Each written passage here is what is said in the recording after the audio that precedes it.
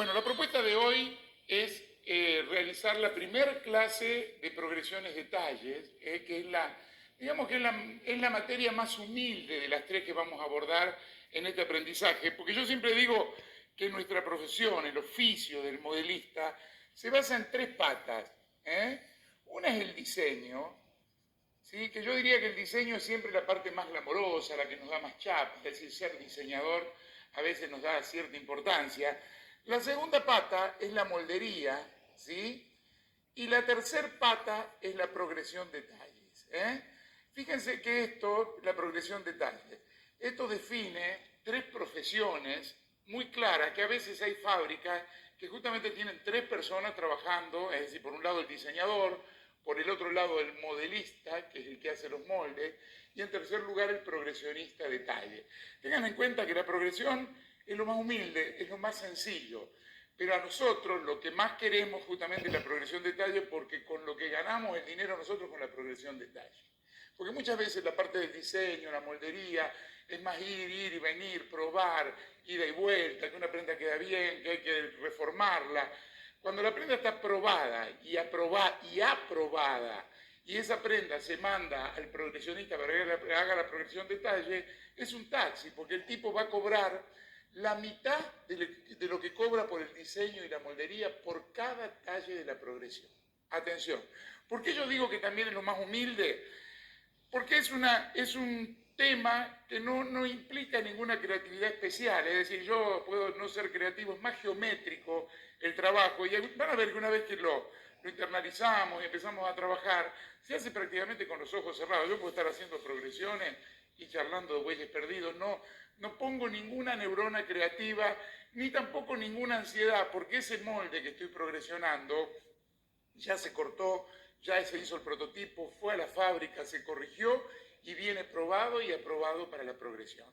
Entonces, atención, hoy va a ser un poquitito una clase introductoria porque quiero definirles bien qué es la progresión de talle, que es cuando se hacen los seriados de talles industriales, y vamos a ver un poquitito también las tablas de medida, cómo se manejan, para que, bueno, a partir de ahí, en la próxima clase sí ya vamos a empezar a encarar una progresión real.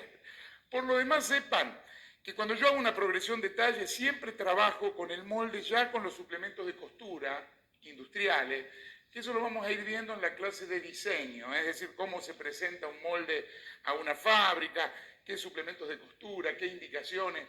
¿Por qué? Porque este molde yo ya lo mandé anteriormente a la fábrica para cortar el prototipo y para la primera corrección, y me viene de vuelta ya con los suplementos de costura. Entonces, cuando yo hago una progresión, ya la progresión automáticamente en todos los talles va quedando con suplementos de costura. Y además, al principio vamos a empezar a trabajar ¿no es cierto?, con moldes enteros, con piezas enteras. Yo tengo, por ejemplo, acá una espalda, que es lo primero que vamos a trabajar, pero piensen que hay prendas a veces que tienen 7, 10, 15 recortes en una espalda. Las prendas más complicadas a veces de progresionar son las de ropa deportiva, son las camperas de esquí, que a veces tienen recortes. Y nosotros, cuando recibimos el molde, el progresionista no tiene por qué saber de moldería, o sea que recibe un molde todo seccionado en pedacitos y va a tener que ir progresionando pedacito por pedacito y que todo eso encaje y que sea un talle más grande. Entonces, no vamos a aprender solamente prendas enteras. En el primer inicio, sí, en el inicio vamos a ver bloques enteros, es decir, una espalda, un delantero, una manga japonesa, una manga caída, una manga raglan, ¿no es cierto?, cómo se progresiona. Pero después vamos a tener que ver qué pasa si este molde tiene 7 recortes y ya están con los suplementos de costura y tengo que trabajar recorte por recorte e ir logrando que eso continúe a lo largo de la progresión.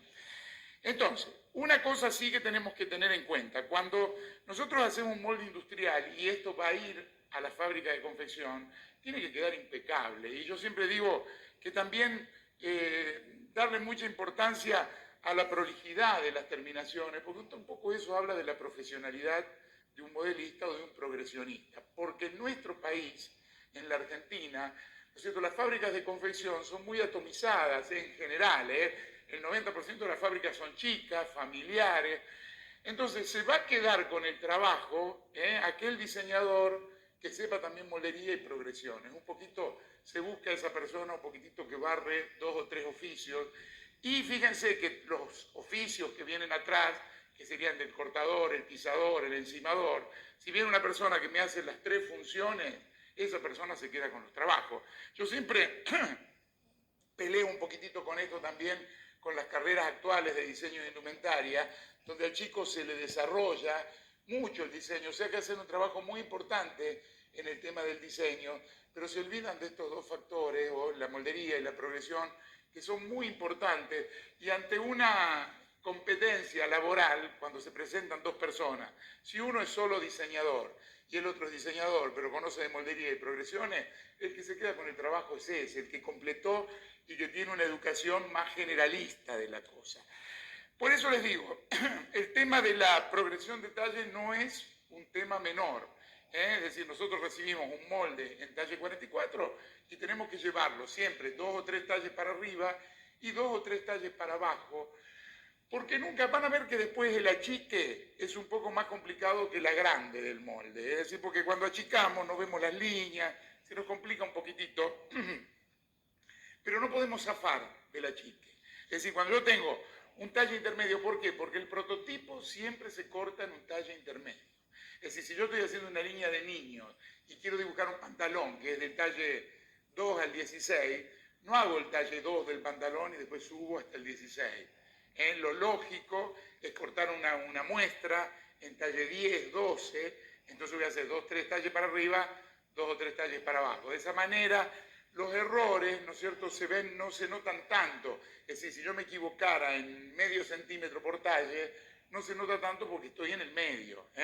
Por eso en las líneas de dama generalmente se busca el talle intermedio para la prueba. Si yo estoy haciendo una línea de 42 al 50, lo ideal sería probar en un talle 46, que es el talle intermedio, porque tengan en cuenta que los errores de las progresiones se potencializan a través de los talles. Es decir, si yo agarro este molde, ¿no es cierto?, y lo empiezo en talle 40 y lo tengo que llevar hasta el talle 60, si son 2 talles no se nota el error.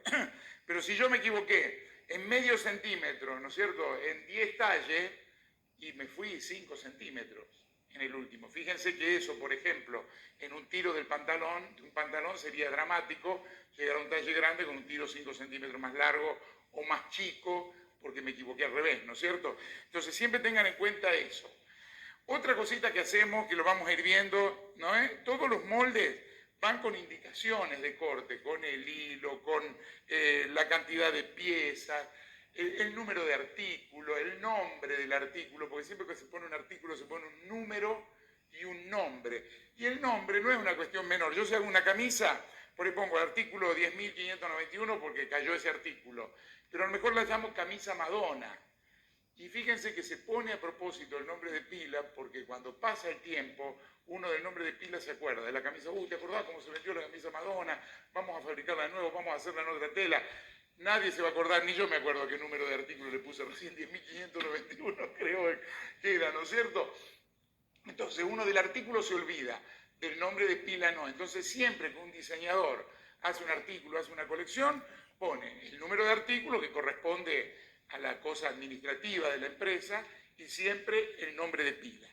Otra cuestión, los moldes cuando se presentan a la fábrica, ya dijimos que van todos con el suplemento de costura, que de paso les cuento, eso viene más adelante, pero la norma es trabajar con 1 centímetro de costura en todos los bordes, ¿no es cierto? Menos en los escotes donde se pone medio, o 6 milímetros en realidad, porque los escotes y los cuellos, la costurera trabaja con el pie de máquina. Pero si no, en el resto de las costuras hay 1 centímetro de costura. Entonces hay como una convención. Entonces, de esa manera, yo no voy a necesitar marcar todas las costuras, porque a veces las costuras, las líneas de costura, se marcan con un piquete. Miren, esto es una piqueteadora. Fíjense que si yo marco acá y mando este molde con este piquete, le estoy indicando a la costurera, en realidad los piquetes son las marcas para la costura, le estoy indicando a la costurera dónde va a tener que hacer el dobladillo.